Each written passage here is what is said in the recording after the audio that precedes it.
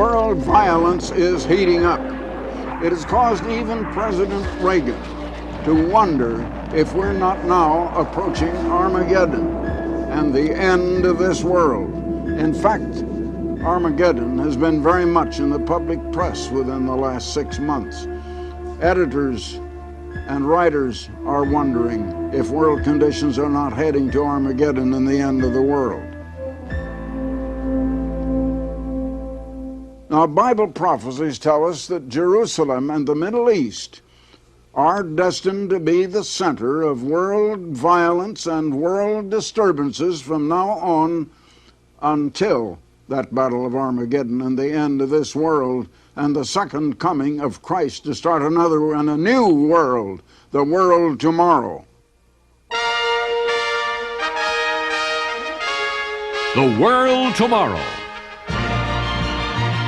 The Worldwide Church of God presents Herbert W. Armstrong, internationally recognized ambassador for world peace, visiting prominent leaders around the globe, discussing the cause of world problems, and proclaiming the good news of the world tomorrow. Ladies and gentlemen, Herbert W. Armstrong. I think most of our listeners, viewers, know that I travel over the world, that I speak personally with many heads of governments in many nations all over the world. And some people have asked me, well, what do I talk about? Do I try to tell them about Jesus Christ? Do I try to get them to give their hearts to Christ and to be converted, to receive Christ? No, and even Jesus himself, when he was on earth, didn't ask people to receive him, and wouldn't they give their hearts to him? He talked to them about the things they were interested in, and I talked to heads of government about world conditions, about their concerns and worries, and about world peace and how it's going to come. I talk to them about the way to world peace. I tell them we're not going to have world peace of our own efforts. It's not going to come that way. But I do tell them about the second coming of Christ, and that God is going to send Jesus Christ to this earth to set up the kingdom of God. One nation ruling the entire world, all nations, and to bring us peace. We won't do it ourselves. God is going to have to do it to us. Now, in my most recent trip, I was visiting both Jordan and Jerusalem. And in Jerusalem, I had a private conversation with Menachem Savador, the Speaker of the Knesset. Now, the Knesset, as I think most of you know, is their Congress or their parliament, their lawmaking body. For the first time, so far as I know, they allowed a private television crew to take for television this conference between me and the Speaker of the Knesset. I was accompanied in this interview by my own personal aide, Aaron Dean, by our world news editor for the Plain Truth, Mr. Gene Hogberg, and by the recent Consul General of Israel to Los Angeles, Michael Ravid. So now I want to show you that conversation just as it was televised by our own television crew. You know that we have some basic problems in the Israel economy, and then there are the conjunctural ones. Mm-hmm. The basic problems are that a country is spending 1/3 of its gross national product on defense, 1/3 to pay off debts. Now we are a coalition government, and the tail is wagging the dog. Yes. In other words, every small splinter group is stretching out the arm. They are not arm strong, they are arm weak. Yes. and they ask for money to run their ministries and to prove that they are successful. And since 1/3 of our gross national product is inadequate to provide all this welfare and education and development, they address themselves to a printing press. I'm simplifying a complicated subject, Mr. Armstrong. Well, you know, I see now, as I didn't when I was younger, the trouble in the whole world. And it's the trouble here, it's the trouble in other places, and it's the world trouble. It's every man for himself. People will join together and ally in groups, provided that group can be against some other group. It's person against person, group against group. Two cannot walk together in peace except they be agreed. If there's contention, and if you're in a bad attitude and one is trying to get the best of the other or take from the other, you have no basis for peace. Now that's the trouble in the whole world. Mr. Salvador, knowing that Mr. Armstrong has been a frequent visitor to Jordan and had just completed a 5-day visit to Amman, asked his impression of the mood there today.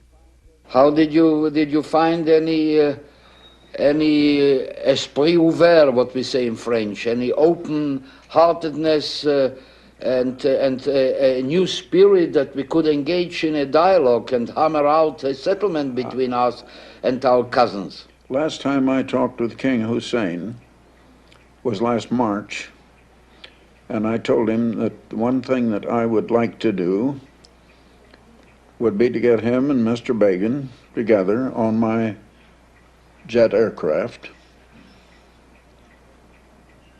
And I said, I know Mr. Begin would like to do it, and I know you would, if. And he began to laugh, and he said, yes, I would, if.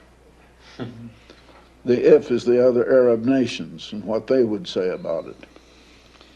I find that the Jordanians do not feel as hostile toward Israel now as I think other Arab nations do.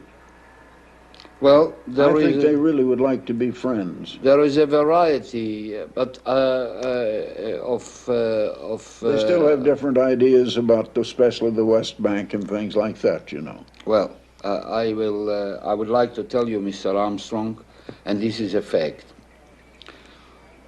About the 18th or 17th day after the war broke out in Lebanon, and Syria was beaten, and Soviet prestige was at the lowest ebb, and the source of intimidation was not there. But then they started with new plans. Instead of giving it a push and a momentum, sit down and discuss peace, you wanted, I say you, the American government wanted to enlist at the same time the full friendship of Syria and the PLO. And, you know, there were all sorts of negotiations behind our back, and they allowed the Soviets to rearm and to reintroduce themselves with 5,000 more experts and new, more sophisticated, dangerous weaponry, and that's where we failed. Well, and I'm saying because after all, the United States of America is the protector of the free world. Yes. They are the protector of the free world. If God forbid they just wrap up and they disappear from this area and so on, I don't know. The United States wants to be a friend of Israel. They want to support Israel, but also our government at Washington wants to keep the friendship of the Arab nations. So well, this is legitimate. This is legitimate. This is legitimate. You can keep the friendship with the Arab countries if you show resoluteness, if you show vigor and vision, and you show tenacity, perseverance. You have to, in order to address yourself to the Lebanese entanglement, You have to attack the fundamental issues, and you should not divorce yourself from the historical basic data about this country. So they have a national pact that the president should be a Christian, the prime minister is a Muslim, the president of the parliament is a Muslim Shiite, and so forth. Yes. And unfortunately, on this, in this animosity and this ethnical mosaic that you have in Lebanon, with Soviet communist agents inside, Yes. and the wrangling and bickering and the skirmishes between them And the encouraged, Soviets trying to stir the it up all the Soviets time. resuscitating all the time, it is, I'm afraid, a very, very unpleasant task. Yes. Almost immaterializable. I don't know how they are going to... Well, we are living in a turbulent world. But I tell you, this is only going to be solved one way. And we humans aren't going to solve it. But the God of Abraham, Isaac, and Jacob is going to have to solve it for us. And it will be solved.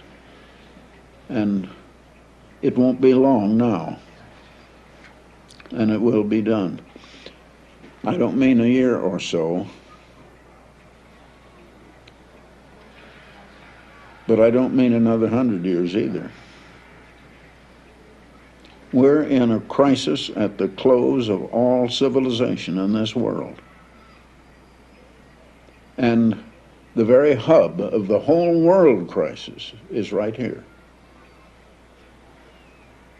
Well, And things are going to happen here to Jerusalem.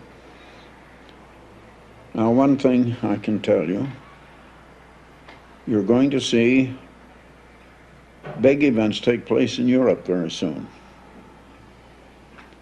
I'm in touch personally with the men that are leading in a movement to unite Europe, reunite. well, in the Christian times And they it was can't united. understand why they're not making better progress right now. Franz Joseph Strauss,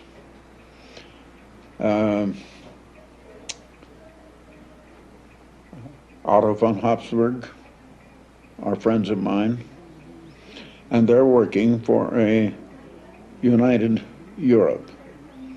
And it's going to happen sooner than they realize. Mr. Habsburg came to Pasadena to see me about 2 months ago. And he was a little discouraged that they're not making faster progress.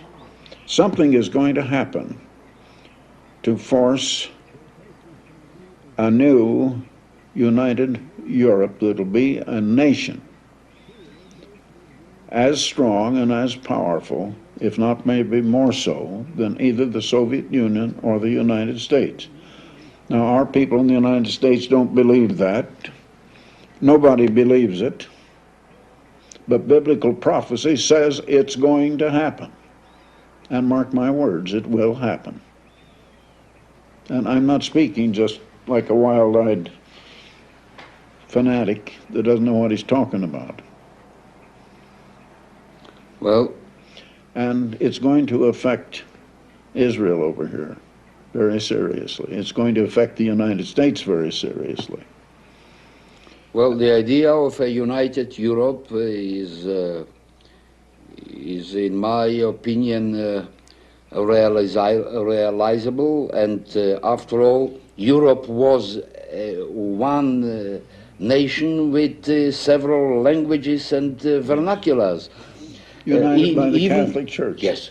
Prophecies, like the 2nd chapter of Daniel, the 7th chapter of Daniel, and a few other chapters in Daniel, the 14th chapter of Zechariah, tell us a lot, and that is not make-believe. Well, I wish I could have you when I'm arguing with the Orthodox and National Religious Party here, They wouldn't and listen.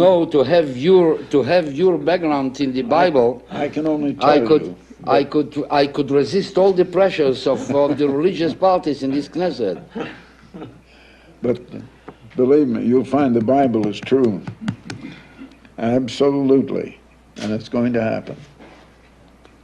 Well, I wish it come true. People just can't understand and they can't believe. They don't believe what it says. If they believe what it says, we could have a better world. Well, It's we not live. just some visionary.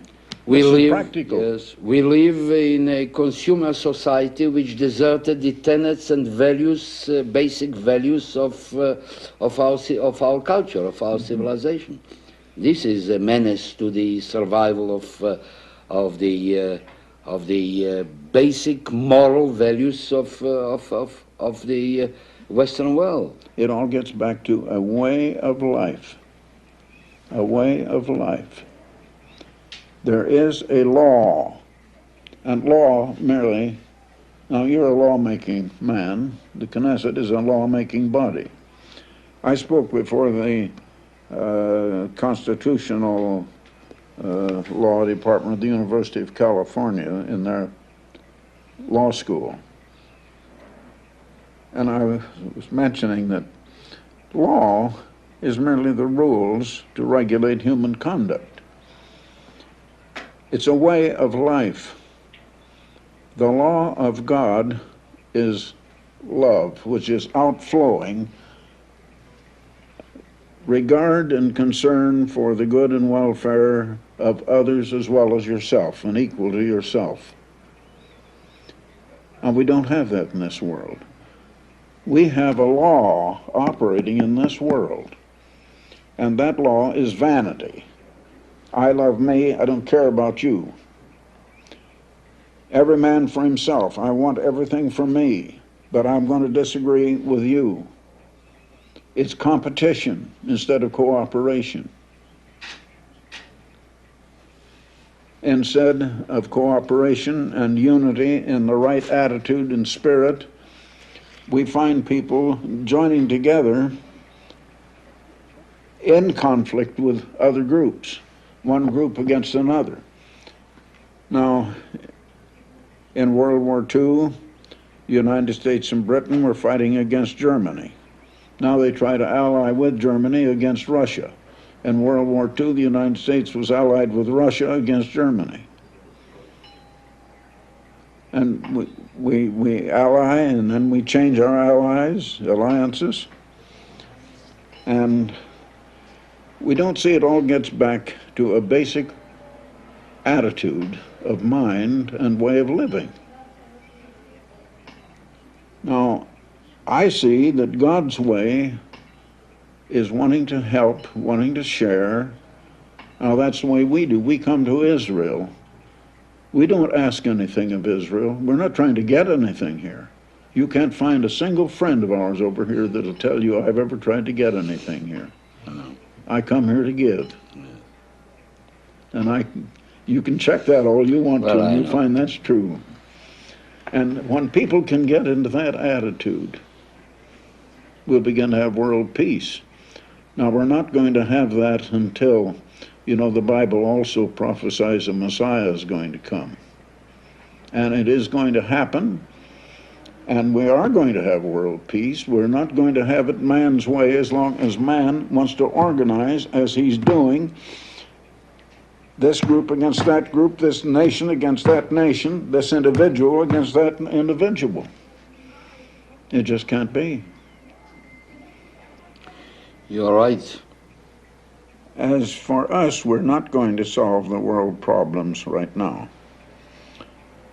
And as for us, meaning the work that I'm doing, not the United States, we love Israel, we love the people of Israel, and we come here in peace to help, to give, to share. We know we're not going to bring peace now. My job is to proclaim the way of peace, not to accomplish peace, but to proclaim the way of the Almighty God who's going to accomplish it. and going to do it to us, whether we like it or whether we don't. He is going to compel people to have peace. Well, and it's going to take force. It's going to take a force greater than human force. And in the meantime, we just try to have as much peace as we can. Now, I'm a friend of Arab people, a friend of the Israelis, a friend of the Japanese, a friend of black people in Africa, and we have projects in all of these countries.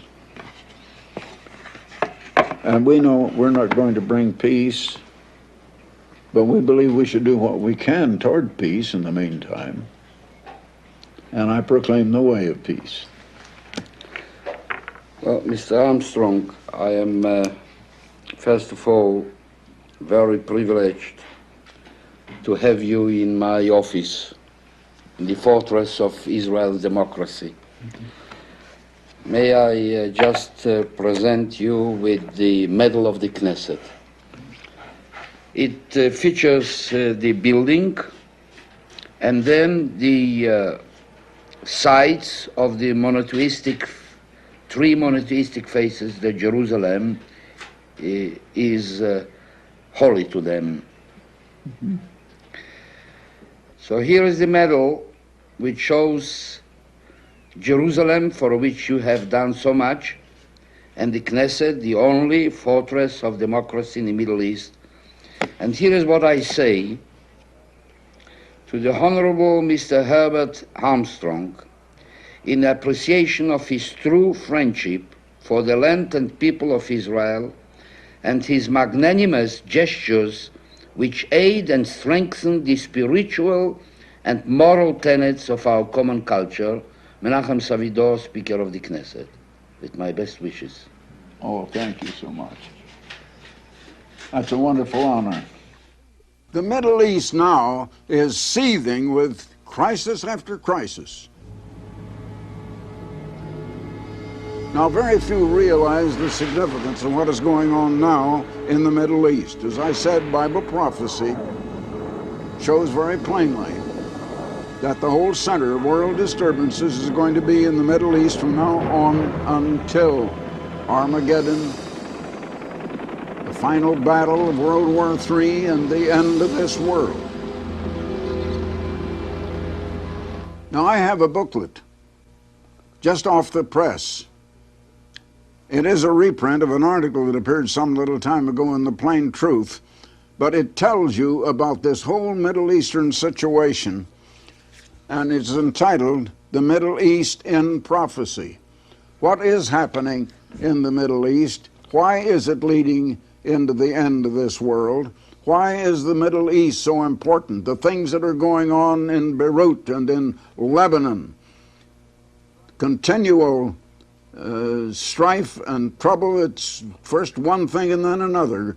I'd like to send it to you, and there is no request for money. It's absolutely free, and we don't ask for any contributions.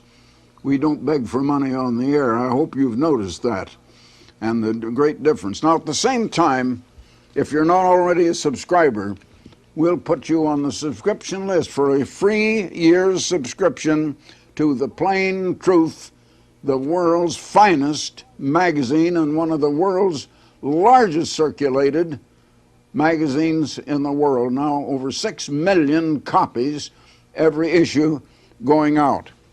Now, this most recent number is looking forward to 1984. Where in the world are we headed is on the front cover. Now, there's an article by me, Are People Lost Because of Adam's Sin? Many people are puzzled about that. Some people say, why should all the world be lost because of Adam's sin? Well, I think you'd like to read that. That's an editorial that I have written myself. Then there's an article here coming, A Europe Between East and the West. In other words, the Soviet Union now is interested in Europe uniting and withdrawing from the United States and being a wedge between Russia and the United States. And in a way that they don't realize, and very few realize, that very thing is prophesied and is going to happen. And the medieval Holy Roman Empire, as it was called, is going to be restored. Here's another article, Why the Passion for Pleasure. It seems that people are just in a passion for pleasure today. Here's another article, Children of Divorce. What happens to the children of divorced family? Then here's one, the Habsburg Empire, and it's going to be restored again. Now the heir to that empire, Otto von Habsburg, recently flew from Europe over to Pasadena, California to have a conference with me. And our world news editor was present in the conferences that we had, and we've had another conference together with him in Europe on this most recent trip beside. You need to read that, what is going on in Europe and what is going to happen. Another one is A New Dark Age Coming. The plain truth is chock full of articles on world conditions, on world news, explaining world news, giving you the real cause and purpose of what is going on in the world, where it's leading, what's going to happen next, what does Bible prophecy say about it, and not only on news, but on personal and family living, and what life is all about, and things that you need to know. So, for that, and this booklet on the Middle East and what is going on in the Middle East today, and understanding that you need, you just send your request to me, Herbert W. Armstrong, Pasadena, California. Now that's Herbert W. Armstrong, Pasadena, California, 91123 is the zip code. But better yet, go to the telephone right now. Call now. It's a free call. You dial 800, that's a free call, then 423-4444. That's 800, then 423-4444. Now from Alaska and Hawaii, you dial collect 213-304-6111. Now that's collect 213-304-6111. So until next time, Herbert W. Armstrong, goodbye, friends. For the free literature offered on this program, write Herbert W. Armstrong, Pasadena, California, 91123. In Canada, Box 44, Vancouver, BC. Or in the continental United States, including California, you may call this toll-free number, 800-423-4444. In Alaska and Hawaii, call collect 213-304-6111. If the lines are busy, please try again. The preceding program and all literature were produced and sponsored by the Worldwide Church of God.